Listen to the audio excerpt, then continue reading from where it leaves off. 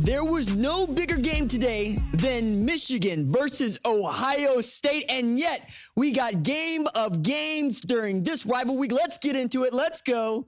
It's the #1 college football show.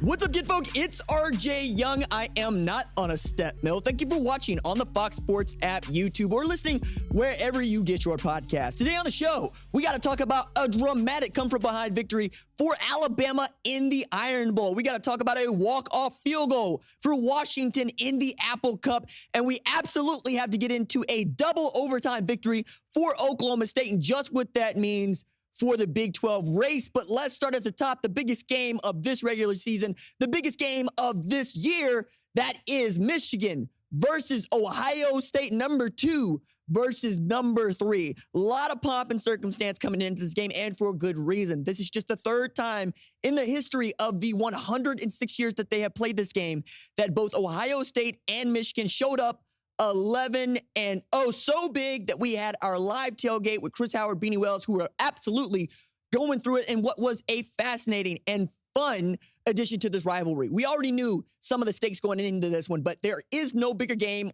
on the schedule for Sherrone Moore, and no bigger game for him in his entire career as he heads into this game. Told J.J. McCarthy in that offense, I'm going to be the most aggressive play caller that I have been in my entire time as the offensive coordinator at Michigan, and he kept his word. They went for it on fourth down 3 times.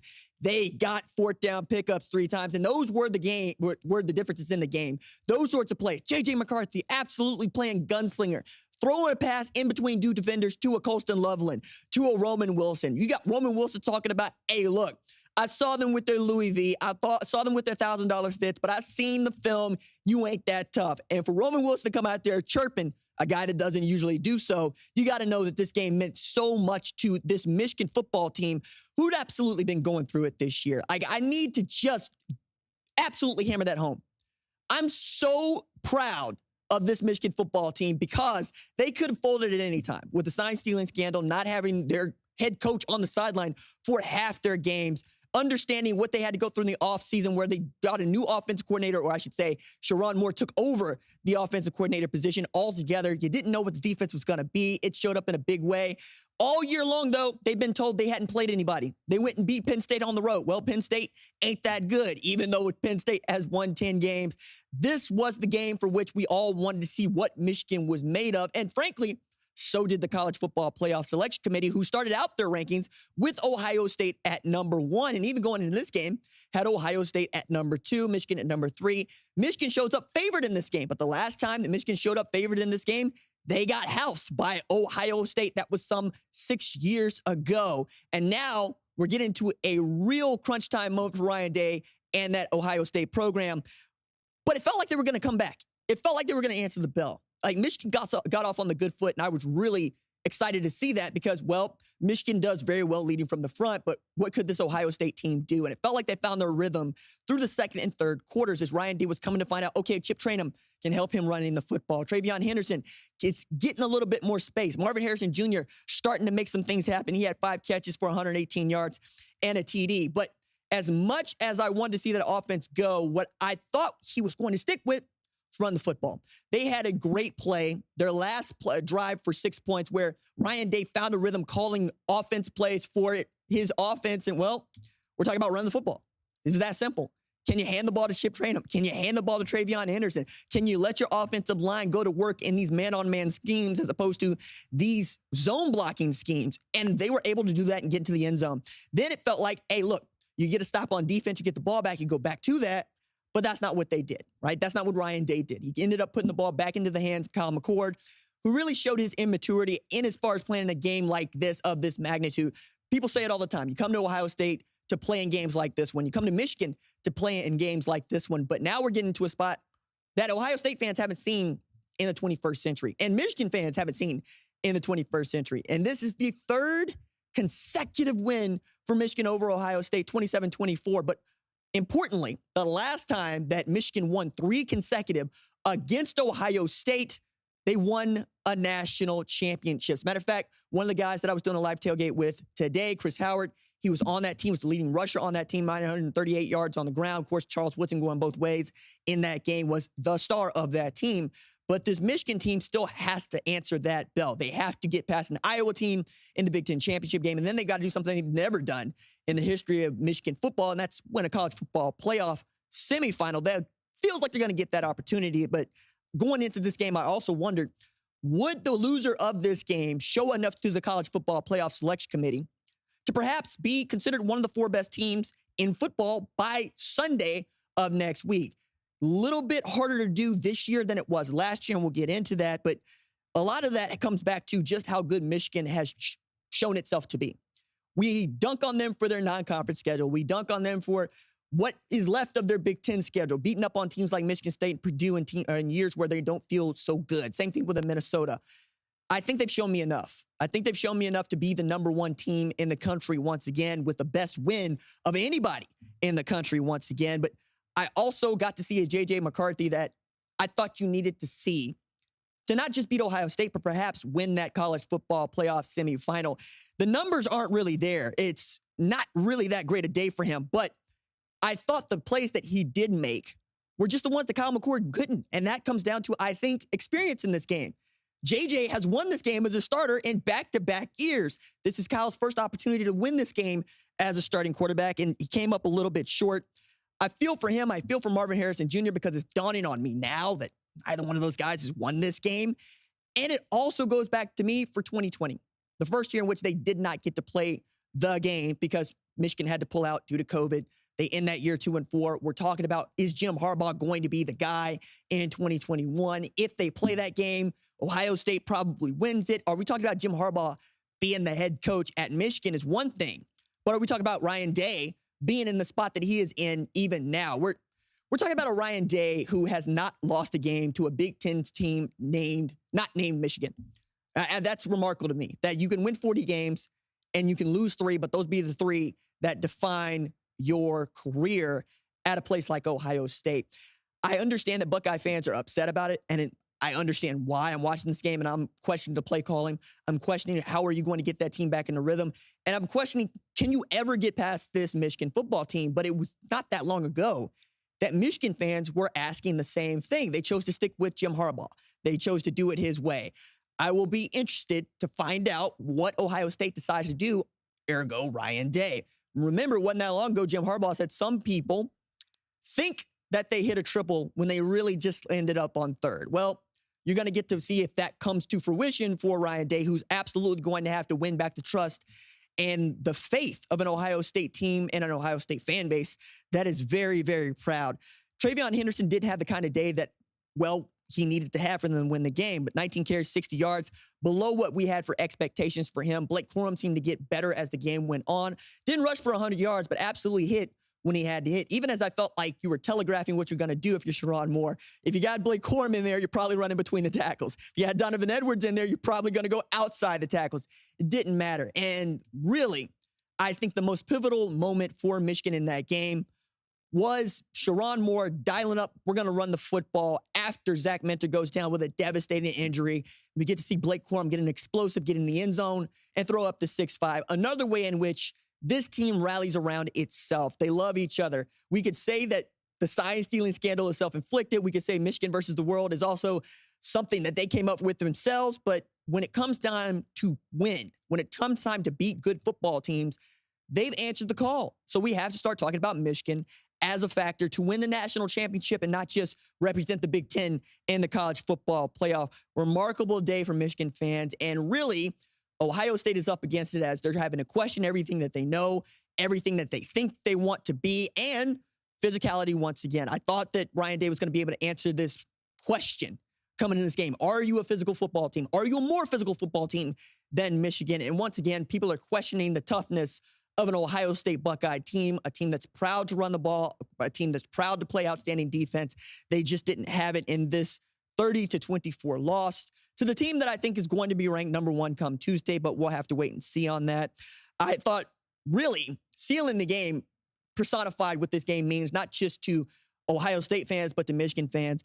Kyle McCord threw an INT as he was getting sacked. He did not get enough on the ball to get it to Marvin Harrison Jr. Rod Moore picked it off to seal the game. Rod Moore, safety from Clayton, Ohio, did not receive an Ohio State offer, and he has been very loud about it. As a matter of fact, producer Tyler, he hails from the state of Ohio, and he's the first person to tell you, if you don't get an offer from Ohio State and you are a good Ohio high school football player, you seem to take it personally. And I empathize with that. I've seen it happen with guys from Texas year in and year out. If you don't get that offer from Texas, you tend to hold a grudge, and for good reason, right? You expect to be offered by the best football program in the land, the flagship university for college football. And when that doesn't happen, you take every opportunity you can to remind them what they are missing out on. So kudos to Rod Moore, came up with that game-sealing interception. We'll see what happens with the Buckeyes down the road, but a lot is going to have to go their way in the next, overnight and in the next week for them to get an opportunity to play in the college football playoff. It's just not as cut and dry as it was last year when Utah did them the solid of handing USC a second loss, made it kind of easy for the college football playoff selection committee to look around and say, okay, who is one of the 4 best teams? And they ended up getting there, not even with a division title, not even playing the Big Ten championship game. They just seem to be that good. Again, I expect Michigan to jump to number 1 in the college football playoff rankings, but we'll see, right? Georgia might thump Georgia Tech by 60, and we'll have to talk about that Sunday when we do our rankings reaction show and get you set up for the college football playoff selection committee's final Tuesday ranking ahead of championship Saturday. Now that we know the Big Ten will feature Michigan and Iowa for a second time in 3 years, I'm really interested to see what happens in the SEC title game, which has been set for a couple of weeks now, and what was going to happen with both Alabama and Georgia leading up to that game. Well, we got an answer. Number 8, Alabama stuns Auburn 27-24. This game was dramatic from the word go. Auburn muffs a punt, puts Alabama in great field position. You can't advance a muff punt. They pick up the ball. They do something with it. Jalen Milroe, my goodness, what a game that guy had. And it was up and down. It was truly a Jalen Milroe experience where you're just on the train, man. That dude was just as likely to take a bad sack as to throw the ball past the line of scrimmage, as to get the ball snapped over his head, and then step back on a 4th and goal from the Auburn 31-yard line to be just toe-tapping his feet and finding Isaiah Bond in the back of the end zone for what ended up being the game-winning touchdown in this game. Dramatic from start to finish, and really back and forth in a way that I did not expect, because as much as the Iron Bowl goes into, well, it's a rivalry game, you got to throw all that stuff out, I hate that as an explanation, because I'm looking at an Auburn team that got really shown up by New Mexico State last week, putting money in the bag in a loss 31-10, right there at Jordan-Hare, where Alabama needed to come from behind as the number 8 team in the country to beat Auburn. It's also an Auburn team that had Georgia on the ropes September 30th. Perhaps it's just that Auburn only gets up for the teams that are expected to beat them and not for the ones that they are expected to beat. But for Alabama, you not only need to win this game because it's a rivalry game, because this is Ohio State and Michigan in the South, right? Or I might even say Ohio State and Michigan is Auburn, Alabama, north of the Mason-Dixon line. It's also any chance you had of making the college football playoff rested on this game as well. Because if you lose this game to Auburn, no 2-loss team is getting into the college football playoff with a conference championship or not. You need to go in there with the 1 loss and possibly be the team to knock off Georgia, and that would mean you're the first team to beat Georgia in 3 years, and that would do more than enough to get you into the college football playoff, if not vault you into the number 1 spot going into the college football playoff. Milroe went 16-24 for 259, 107 rush yards on the ground, 2 TDs. I think his Heisman Trophy aspirations are still intact as well. These numbers, while not as comparable to what, my goodness, we've seen Jaden Daniels do some things here, right? We'll talk about that a little bit later on. But what Jalen Milroe has been able to do over the last 6, 7, 8 games for Alabama, I don't think you can ignore. I'm also looking at Tommy Rees, who might end up in that conversation for the Broyles Award, along with Will Stein at Oregon, if not for what Sharon Moore had done at Michigan. Biggest game of his life. Acting head coach for the last 3 games. I think he's pretty much sewn that thing up. He's certainly got my vote. And for Nick Saban, this was huge. I'm reminded once again that Miss Terry said a couple weeks ago it was going to be tough to beat Auburn. And at the time, Alabama still got to get past Kentucky. Alabama still got to get past Chattanooga. Why are you thinking about Auburn? Because you're always thinking about Auburn. Auburn was certainly thinking about Alabama and had to feel really great going into the final 3 minutes of that game until it all came apart right in front of their eyes, and they lost in only a fashion that Auburn football could lose in, or I'm sure Auburn fans feel that way. But they're going bowling. They came back. They made a fight. I think you can go forward thinking, okay, we can be a good football team in 2024. We're right there on the cusp with the SEC West Division champs and possibly the SEC champs. We'll see if Alabama has what it takes to knock off Georgia. But if the Georgia football team we've seen for the last 3 weeks shows up in the SEC title game in Atlanta, I don't know, man. What we saw from Alabama is not going to be good enough to knock off that team. They just keep coming and coming. On the West Coast, we knew that Washington was going to be in the Pac-12 championship game. We were only trying to figure out who they were going to play. That said, the Apple Cup, like the Iron Bowl, does its own weird things. Number 4 Washington defeated Washington State 24-21, just moments before we started the show, honestly. Made a game-winning field goal, walk-off fashion in what was a back-and-forth game. I was astounded to see how Washington State's defense was holding up against Washington. I knew that Cam Ward in that offense, if they got it on and popping, got off to a good rhythm, would have something to show, and they certainly did. Cam Ward went 32 of 48 for 317 yards through the air, 3 TDs, and 2 interceptions. But, man, what did you need to see from Washington except grit and grind? There was a great 4th down play call where Kalen DeBoer actually threw a hat tip to his quarterback. Now, they ran a really fun play that ends up being a reverse to your best player in Rome Odunze to get that 1st down. But Kalen DeBoer said the postgame to Allison Williams, hey, there are a couple things that Mike could do off of that. And he decided to go with a little gadgetry and get the ball into the hands of a guy that might actually end up winning the Biletnikoff Award in one Rome Odunze. He had 7 catches for 120 yards and 2 TDs in what was a tight game. It was 21-21 for far too long if you're a Washington fan. Washington ends up getting to 12-0 for only the 2nd time. Last time they got to 12-0, they won a national championship. So we got 2 teams already heading into the conference championship weekend in Washington and Michigan who are on a trajectory to win the national championship like they had been in years past. We're harkening back to the 20th century. We're harkening back to the early 90s if you're Washington, the late 90s if you're Michigan. I don't know if this Washington team that we saw against Washington State is good enough to beat the Oregon team we've seen in the last 4 weeks, but they certainly continue to make themselves heard. And by being 12-0, you keep yourself in the conversation to be a college football playoff team because all you got to do is win, baby. That's all you have to do. You go to the Pac-12 championship, you win in Vegas, and you let them sort you out as to where you're going to be ranked. Getting back to the college football playoff would be tremendous for Washington, as the last time they were there, Jake Browning was playing quarterback, and he's just got done saying, I felt like I spent an eternity on the practice squad before getting a start with the Cincinnati Bengals in the NFL. And now you're talking about Michael Penix Jr., who's come back from ACL tears to go to Washington to help build that program back with Kalen DeBoer. He has created this great kinship with Rome Odunze, where both of those guys can end up winning a whole bunch of postseason awards. You've seen a run game develop out of nowhere, honestly, in Dylan Johnson. If you're a Washington fan, this is great. Yes, you had a heart attack in the Apple Cup, but when don't you have a heart attack in the Apple Cup? And let's not forget, you lost that game last year. This is a game that Washington State shows up expecting to win, even as a 4-win team in 2023. I'm also really proud of the Cougs and how they've shown some fight, not just this season, but with all going on around them. What conference you're going to play in? Are you going to be in a conference next year?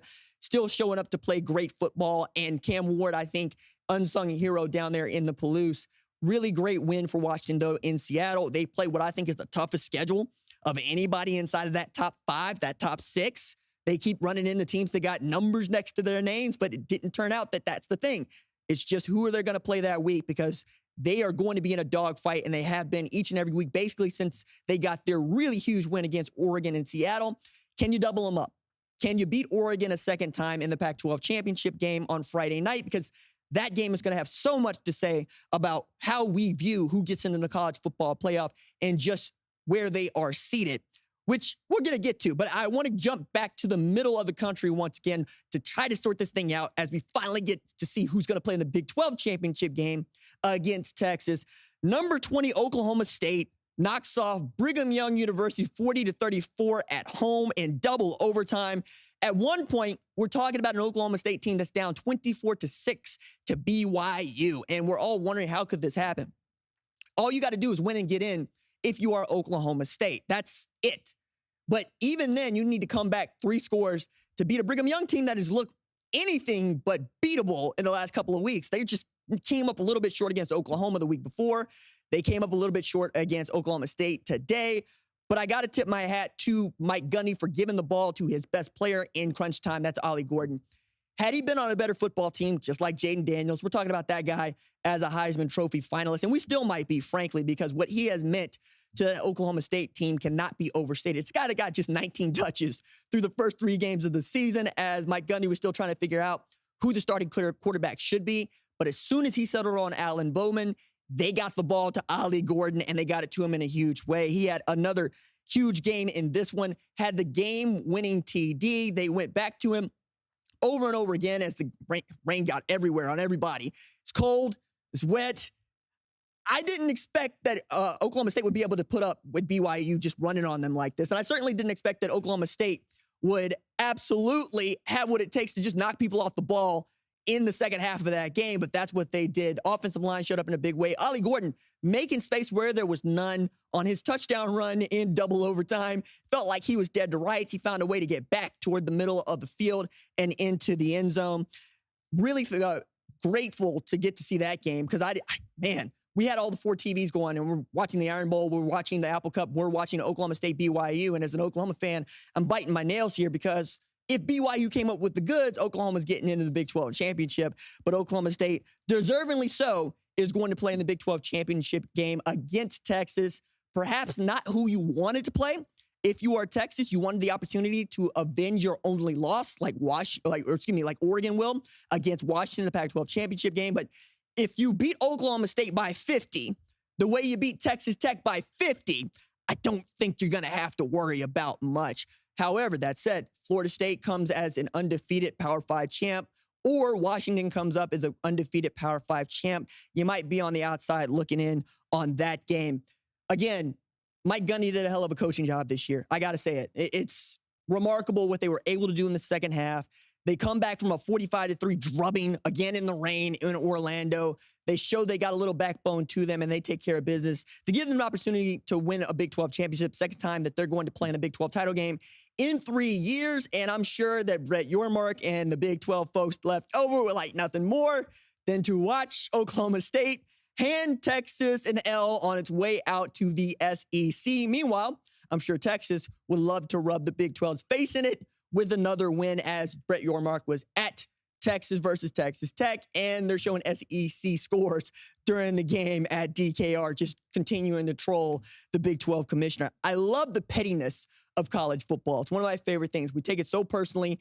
It means so much to us to win these games. We take it so hard when we lose this game, and that is why I think this sport is the best in the world. Perfect sport, college football. Speaking of Texas crushing Texas Tech 57-7, Texas ran for 302 yards on the ground without Jonathan Brooks at tailback. C.J. Baxter doing a lot of that. That game was touch and go here and there. We saw some guys laid out for far too long in it, but Texas did what we expected Texas to do. Texas, like Oregon, feels like a football team that is better than 11-1, if we can believe it. Both of those teams feel like the kind that should be undefeated going into their respective conference championship games. Of course, Texas takes that L to Oklahoma on a neutral site. Dramatic come-from-behind victory for Oklahoma. And, of course, I don't think that Oregon lost the game to Washington. I think that Dan Lanning lost the game to Washington. They're going to get an opportunity to show that they should be in the college football playoff. Of course, Oregon, I think, is in a little bit better of a position as Washington's undefeated. Texas is going to have to do a little bit more. But if you are a Texas fan, this is what you have been waiting on. You have not played in a Big 12 title game since 2018. You've tried to wait for Steve Sarkisian to figure out what it is that he needs to get the players in there that he wants. You're great on the offensive line. You're better on defensively. Jalen Ford running around, making noise. Anthony Hill running around, making noise. You're so deep at tailback that you can lose an 1,100-yard rusher like Jonathan Brooks and respond with C.J. Baxter, with Keelan Robinson, with Jaden Blue, with Savion Red. You just got dudes. And when you don't got those dudes, you got Xavier Worthy out there. You got Jatavion Sanders. You got Jordan Whittington. I think Texas has what it takes to not just win the Big 12 championship, but make some noise in a college football playoff if they earn their first selection in school history. Don't know if that team's good enough to beat Michigan or Georgia, but they certainly deserve an opportunity and they deserve a shot should they win a Big 12 championship that goes their way. Another team, again, playing not just for a conference championship, but playing for a spot in the college football playoff. Number 6, Oregon, blowing out number 16, Oregon State, 31-7. Bo Nix, truly efficient, been outstanding, 33 of 40 for 367, 2 TDs, no INTs. In that game, Tez Johnson, his little brother, had 11 catches, 137 yards. Troy Franklin, 9 catches, 128 yards, and a TD. What I'm saying here is Bo Nix might actually backdoor into the Heisman. I say backdoor because it feels like if Carson Beck is great against Alabama, it's going to be tough, right? It feels like if Michael Penix Jr. is great against Oregon, it's going to be tough. But when you look at what Bo Nix has done, particularly in the last 6 games, it's hard to ignore the efficiency with which he is operating, the way in which that offense is moving apace, the way that Will Stein is calling it. I think that guy has to be the front runner to win the Heisman Trophy going into this weekend. Based on what he did against Oregon State, Jalen Milroe, I still think got an opportunity there, but he got to beat Georgia, and that's a tall ask. Michael Penix Jr. has not been the guy that we've seen the first half of the season, right? He's not thrown for 350 a game. He's not thrown for 6 TDs in a game. Bo Nix has continued to be scarily efficient. My one thing about Oregon is they haven't played a top 10, top 25 scoring defense all year. They're not going to play one against Washington. That's the team that absolutely gives you the points on the back end. But that might not be what you're looking at if you're a Heisman voter. You might just be looking at that guy playing quarterback and just how surgical he has been with the football, how great they have been running the football. And if he's throwing the ball to Troy Franklin's usually coming down with it, which reminds me that we got, I think, 3 guys that are legitimate candidates to win the Biletnikoff Award, one being Marvin Harrison Jr., another being Rome Odunze, and Troy Franklin himself. It's going to be difficult to see who wins up on the first team All-American. I know that Marvin Harrison Jr. was unanimous All-American in 2022, but both Troy Franklin and Rome Odunze have been playing like first-team All-Americans, and I want to see one of those guys take ownership of that in the Pac-12 title game. It ought to be a lot of fun to watch, and I'm certainly looking forward to it. And for Oregon State, where do you go from here? Following the end of the game, we learned that Jonathan Smith is going to become the new head coach at Michigan State. We'll talk about that a little bit more on our Sunday rankings reaction show. But I wonder how his players found out, when his players found out. Did that affect them in that game that was in Austin, was in Eugene, where it is loud, it is tough to win. It's a game that, frankly, Oregon State won last year, and we were not wrong to think that they could win it against Oregon this year, but Oregon was too big, too fast on both sides of the ball. Really, I thought the play was summed up well when Mateo Uiagalelei sacked his big brother, DJ Uiagalelei, in the second half, really cementing, okay, Oregon is the team to beat, we think, going into this Pac-12 championship game, even if Washington won. And if Washington fans are being honest about it, I think even they know Oregon has played like the better football team since Washington beat them. But I, like them, going, hey, look at the scoreboard. Our guys found a way to win, and that is what Washington has done each and every step of the way. They have found a way to win. Now, where do you go if you are Oregon State? Who's going to be the next head coach there? These are all questions that we're asking. We're going to get answers very soon. But right now, let's look to Oregon. Let's look to Washington. Let's see which one of those teams comes out, and if they can get into a college football playoff in the Pac-12's last year as a full functioning Power 5 member. Going to be dramatic over there. Number 13, Oklahoma beat Texas Christian 69-45 in its last regular season game as a Big 12 member. But Dylan Gabriel was great, 24-38, 400 yards, 4 pass TDs. And then Drake Stoops went out on a high note, 12 catches, 125 yards, and a TD. Oklahoma going 10-2 this season after going 6-7 last season. Remarkable turnaround for my Oklahoma Sooners and Brent Venables. I'm so proud of the performance that they gave, specifically after the loss to Kansas and Oklahoma State. They showed they had some backbone. They showed they had some wherewithal. It would have been very easy for that football team to fold, not thinking they got a shot to play in the Big 12 championship. You lose 2 games in conference play, it's going to be difficult to get into that thing, but they'll get a nice bowl bid. They're going to have an opportunity to win 11 games, and that's the standard at Oklahoma. You got to win 10 games or more, headed to the SEC where the competition is going to be fiercer. It's going to be a little bit thicker. But if Ole Miss can win 10 games and Missouri can win 10 games, Oklahoma ought to be able to win 10 games in the SEC come 2024. again, hats off to that staff. Hats off to those players. Dylan Gabriel went into the top 7 of a career passing yard leaders in all of the NCAA, joining Oklahoma Sooners Landry Jones and Baker Mayfield. Also, Bo Nix is probably going to get into that range here if he plays well against Washington. And in the bowl game, he has an opportunity to break into the top 10. A couple of guys that have been playing football for a long time that I'm going to be sad to see finish their careers in this sport as they go on to the NFL. And then on the way out, we had a stunner. Kentucky upsets number 10, Louisville, 38-31 in a heated rivalry game. Turns out this is Kentucky's 5th straight win against the Louisville Cardinals. And this year, Louisville had an opportunity to believe, or at least they should have believed, they could beat the Wildcats this year. They had proven themselves to be a better football team in wins and losses. They had the great win against Notre Dame at home, but Kentucky's just got Louisville's number. Ray Davis had the go-ahead score, 37-yard touchdown run with 1:02 remaining. I believe Kentucky trailed 24-14 at one point in the second half of this game. Davis's third score capped a wild second half for the Wildcats. The two teams combined 42 second half points and alternated touchdowns, which, you know, I'm not sure how Mark Stoops felt about that, but I'm sure Jeff Brom was thinking that's the kind of football game that his Cardinals could win. It was not so today, but that kind of win for Mark Stoops against that top 10 opponent really has people looking at you going, if you could do that at Kentucky, where they go 7-5, what happens if we give you just a little bit more money and we give you just a little better, well, more better. We give you better tools to go and recruit with. Perhaps they could offer you that at a place like Texas A&M. We're going to talk about Texas A&M probably way too much because that job is wild and they are willing to spend money to go get who they want. But it really is about what kind of identity do you want to put on the program, and are you ready to turn over the keys to a guy like Mark Stoops, who has won at a tough place to win. Kentucky's a tough place to win in an SEC conference that's always tough. I think 7-5 at Kentucky, okay, yeah, they're happy with that. They're going to take that. You do 7-5 at A&M, that's different. And it's an A&M program that, frankly, ain't been any good.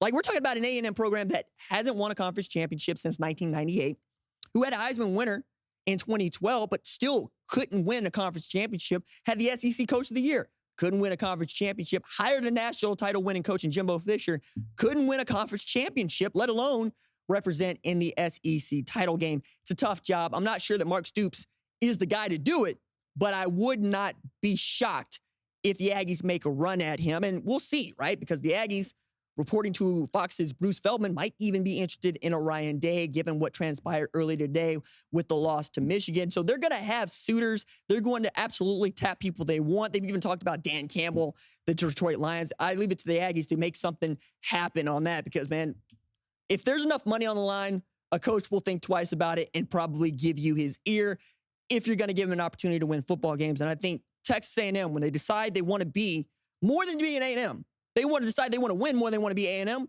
that's going to be a really tough program to beat. Not unlike a Georgia, not unlike an Alabama. All right, that is going to do it for tonight's episode of the #1 college football show. We will be back Sunday to talk about the AP's Top 25 rankings and my own Top 25 rankings that will go live at foxsports.com on the Fox Sports app a little bit later this evening. Our #1 college football show leads of screen are Jack Coakley and Torrin Westfall. They make us better in the film room. Production assistants Kiara Santana and Kyla Morris put the special in our special teams. Social producer Javion Duncan makes sure the recruits and the rivals see the cake we bake.